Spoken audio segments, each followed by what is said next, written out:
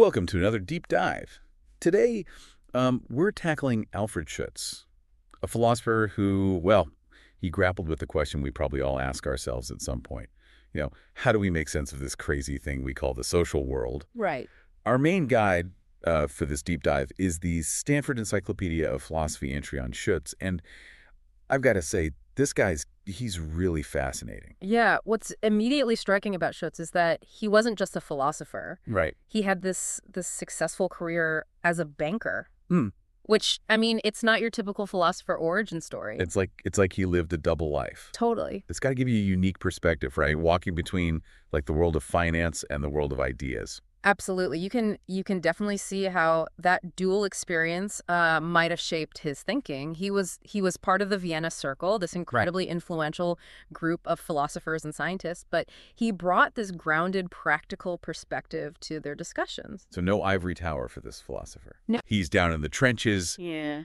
dealing with real world stuff. Yeah. How did that influence his philosophy? Well, one of the key things to understand about Schutz is that he was building on the work of Max Weber, a giant in sociology. Right. Weber was fascinated by how meaning shapes our actions, but Schutz felt he didn't go far enough. Okay. He wanted to dig deeper into the how. Okay. How do we actually create and interpret meaning in our everyday lives?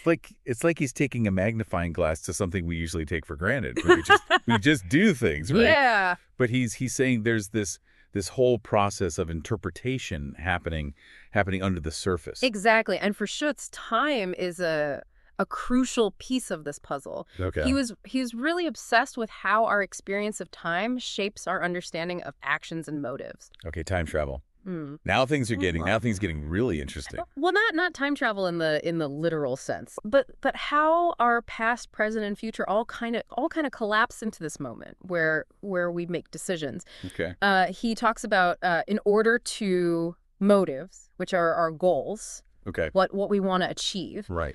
But then there are because motives, which are all the historical factors, the baggage we carry that influence those goals. So it's like I might decide to go for a run because I want to get in shape. That's my in order to motive. Right. But the because motives could be anything from wanting to impress someone to reliving glory days from high school track. Right. All that past experience is feeding into my seemingly simple decision. Exactly. And Schutz is saying this because motives are often hidden, even from ourselves. They're like the invisible threads connecting our past to our present actions. This is making me think about how we understand other people. Do we ever really know what's driving them? What those because motives are? It's like we're all these mysteries wrapped in enigmas. And that's where Schutz gets into different types of social relationships based on how we experience time and space with others. He talks about consociates, who are the people we're directly interacting with, sharing the same time and space. Think of a face-to-face conversation. Right, like this deep dive we're having right now, you and me, exploring Schutz's ideas together. Exactly. Then there are contemporaries.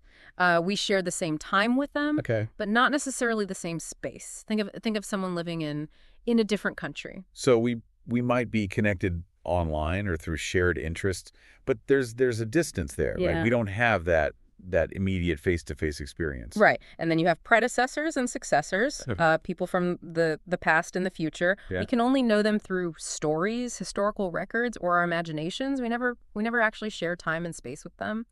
That's making me think about how differently we relate to people in these categories. I mean, I probably wouldn't analyze a historical figures because motives the same way I would a close friends, right? Exactly. And Schutz is saying that we create different ideal types for each category, mental models based on limited information. It's like we're filling in the gaps, making educated guesses about people we don't know personally. This is blowing my mind a little. So even something as basic as who we consider close versus distant is all about how we experience time and space with them. It's all about perspective and interpretation. And this is where Schutz's background in economics comes into play. Okay. He was particularly interested in the Austrian school. Right. That banker side of him is coming back. Which emphasized subjective value and an individual choice. He saw economics as one province of meaning, within a much larger and more complex life world, which we'll get into later. But essentially, he believed that even economic decisions aren't just about rational calculations. Mm. They're influenced by our individual experiences, our values, our unique perspectives. So like he's saying even when we think we're being purely rational, there's a whole world of subjective experience shaping our choices. Precisely. And that leads us to one of Schutz's most intriguing ideas. His theory of multiple realities. Okay. Buckle up, because things are about to get really interesting. Okay, I'm ready for the ride. Multiple realities. This sounds like we're about to jump down the rabbit hole. Well, imagine this. You're not just living in one reality, but shifting between different provinces of meaning, the everyday world, the world of dreams, the world of art, the world of scientific inquiry. Each province has its own logic, its own way of experiencing time and space. So it's like changing channels on a TV. Yeah. But instead of flipping through shows, we're flipping through different realities. That's a great analogy. Okay. And what's fascinating is that Schutz says we're constantly doing this, often without even realizing it. Think about how differently time feels when you're completely absorbed in a hobby versus when you're rushing to meet a deadline. Those are two different provinces of meaning at play. Okay, now my mind is officially blown. But how do we bridge these different realities? Yeah. How do we communicate and make sense of a world where everyone's potentially experiencing things differently? That's where signs and symbols come in. They're like the secret code that allows us to connect across these different realities, to share meaning and create a shared understanding of reality. Hold on, we're diving even deeper now. All right. This is where things get really exciting. Signs, symbols, communication, and maybe even a philosophical code to crack. We'll unpack all of that right after this. So we're talking about signs and symbols, and you're right. It's a fascinating area of Schutz's work. He saw them as essential for bridging those different realities we were just discussing. They're the tools we use to connect our inner experiences with the outer world, to share meanings and to build a shared understanding of reality. Okay, I'm intrigued, but I need a bit of grounding here. Can you give me a concrete example of how signs and symbols work in this bridging process? Sure. Think about a simple memory aid, like tying a string around your finger. That's a basic form of a sign. It's a physical object that represents something else, something you don't want to forget. So it's like outsourcing my memory to that little string. Makes sense. Exactly. And it works because you've imbued that string with meaning. It's not just a random piece of string anymore. It's a reminder. Now take that a step further and think about symbols.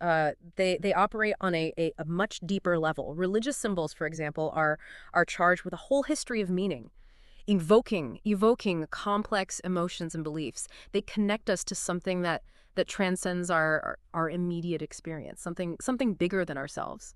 So signs and symbols allow us to make sense of things that aren't physically present, whether it's a grocery list or a spiritual concept. It's like they're expanding our reality. Yeah. Giving us access to things beyond our immediate perception. Precisely. Schutz called this appresentation. It's the idea that one thing can stand for something else, allowing us to grasp and understand what's beyond our immediate sensory experience. This is making me think about how we communicate with each other. Language, gestures, facial expressions, they're all signs and symbols, right? We're constantly using them to convey meaning, to build these shared realities through communication. You're hitting on a key point. For Schutz, communication is the foundation of our social world. It's how we share our experiences, coordinate our actions, and create meaning together.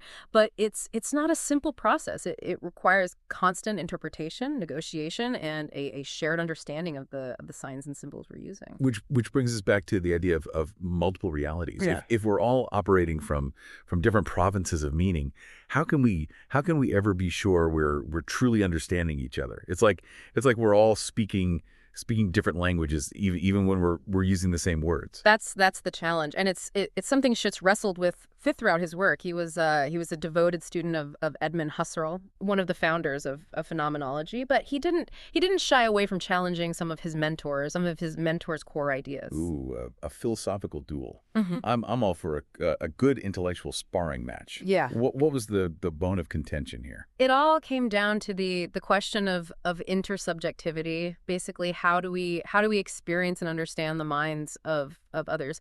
Husserl believed that we access other minds through some kind of pure transcendental consciousness, detached from the messy realities of the social world. So it's like he's saying we can understand each other on a purely mental level, without all the baggage of our individual experiences and interpretations. In a nutshell, yes. But Schutz strongly disagreed. He argued that our understanding of others is always grounded in the everyday social world, Yeah. in our shared experiences and interactions. We learn about other minds not through some abstract mental process, but through actually living and interacting with people. It's like he's bringing philosophy back down to earth, saying, "Hey, we're not just disembodied minds floating around. We're flesh and blood people, and our understanding of each other is shaped by that embodied experience." Exactly. And this is where Schutz's unique perspective really shines through. He was constantly bridging the gap between abstract philosophical concepts and the concrete realities of human Which, experience. which makes sense given his background. Yeah. He wasn't just theorizing about the social world. He was living it, both Mm. in the world of finance and in the vibrant intellectual circles of Vienna. He was seeing these ideas play out in real time. Absolutely. And it led him to some really insightful critiques of the social sciences, especially those approaches that tried to model themselves on the natural sciences. He argued that they were missing a crucial element, that the inner world of thoughts, feelings, and motivations that drives human action. So he's saying we can't just treat people like atoms, Yeah. bouncing around in a predictable way. We need to understand the why behind their actions, the meanings they attach to their experiences, the different provinces of meaning they're operating from. You got it. And that brings us to one of his most famous concepts, the life world. He saw the life world as the foundation of all social interaction, the shared realm of meaning that we navigate every day. Okay, I'm ready to dive into the life world. Yeah. What exactly is it, and what makes it so special? The life world is the world as we experience it, not as some abstract objective reality. It's shaped by our culture, our language, our personal histories, our beliefs, and our values. It's Yeah. it's the world of everyday interactions where we take so much for granted, where we understand each other without needing to spell everything out. It's like that feeling of being in sync with someone, Yeah. where you just get each other even without saying much. You're operating on the same wavelength Yeah. in the same life world. Exactly. And what's fascinating is that Schutz saw the life world as having its own unique logic, different from the logic of science or abstract philosophical reasoning. It's a world where practical concerns, emotional responses, shared understandings, and unspoken assumptions all come into play. This is making me think about how different cultures might have very different life worlds. Right. It's not just about language barriers. It's about a whole different way of experiencing and interpreting the world, a different set of background assumptions and shared meanings. That's a crucial point. Schutz's work has been incredibly influential in fields like sociology, anthropology, and communication studies, precisely because it highlights the importance of understanding the cultural and historical contexts that shape our social realities. So we've covered a lot of ground here, from the complexities of time and motives to the nature of social relationships, to the role of signs and sortles, and this concept of the life world.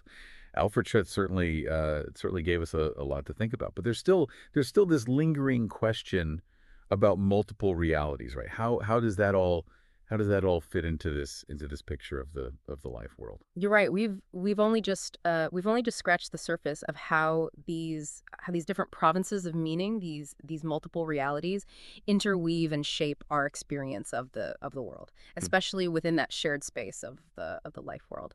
And that's where we'll pick up in the final part of our deep dive. Okay, I'm on the edge of my seat.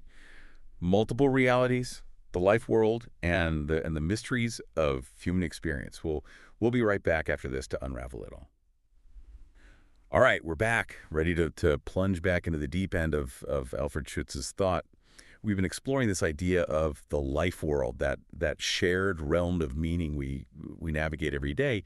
But then there's also this whole concept of multiple realities. How do those two pieces fit together? That's the million-dollar question, and it really gets to the heart of what makes Schutz so fascinating. He's not saying the life world is some kind of illusion or that objective reality doesn't exist, but he is saying that our experience of reality is always filtered through these different provinces of meaning: the everyday world, the world of dreams, the world of art, science, religion, and so on. So it's like we're wearing different lenses depending on which province we're in, and those lenses color how we see and interpret the world. Exactly. And what's remarkable is how seamlessly we shift between these provinces, often without even noticing it. Think about how time seems to warp when you're completely absorbed in a creative project. You look up and hours have flown by, or how a powerful piece of music can transport you emotionally to another place and time. Those are glimpses into different provinces of meaning. This is making me rethink my whole concept of reality. If we're constantly shifting between these different perspectives, does that mean there's no such thing as objective truth? That's a deep question, and one that Schutz himself grappled with. He wouldn't say truth is arbitrary or that anything goes, but he would say that our access to truth is always mediated by our experiences, our interpretations, the province of meaning we happen to be inhabiting at that moment. So it's not that truth doesn't exist. Yeah. It's that it's always perspectival, Yeah. always seen through a particular lens, and Yeah. those lenses are shaped by our individual histories, our cultures, Yeah. all the things that make us who we are. Precisely. And this has huge implications for how we understand each other, Mm. especially in a world that feels increasingly divided. It's easy to assume that people who disagree with us are just being irrational or stubborn. But what if they're simply operating from a different province of meaning Yeah. with a different set of background assumptions and interpretations? That's a really powerful thought. It's not about erasing differences or pretending that everyone sees the world the same way. It's about recognizing that those different perspectives exist and trying to understand where they're coming from. Exactly, and that's the challenge and the opportunity that Schutz presents us with. It's a call for greater empathy, greater understanding, a willingness to step outside our own limited perspectives and Hmm. see the world through the eyes of others. It's a reminder that even when we think we're being objective, we're always bringing our own subjective experiences to the table. Wow, what a journey.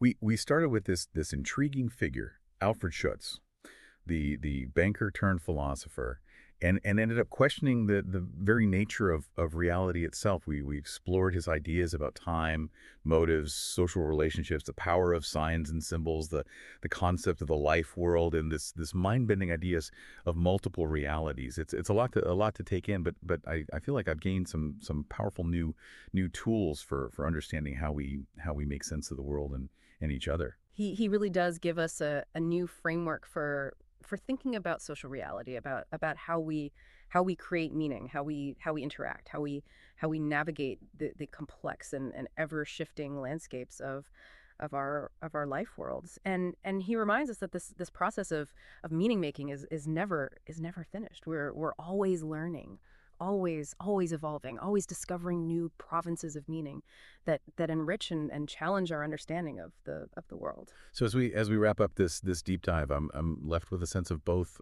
wonder and responsibility. Wonder at the richness and complexity of human experience, and responsibility for being more aware of my own biases, more open to different perspectives, more willing to engage in those difficult but essential conversations across provinces of meaning. Beautifully said. And maybe that's the most valuable takeaway from our exploration of Alfred Schutz, the realization that understanding ourselves and each other is an ongoing journey, a lifelong deep dive into the mysteries of human experience. That's a perfect note to end on. To all our fellow deep divers out there, keep exploring, keep questioning, and keep those conversations going.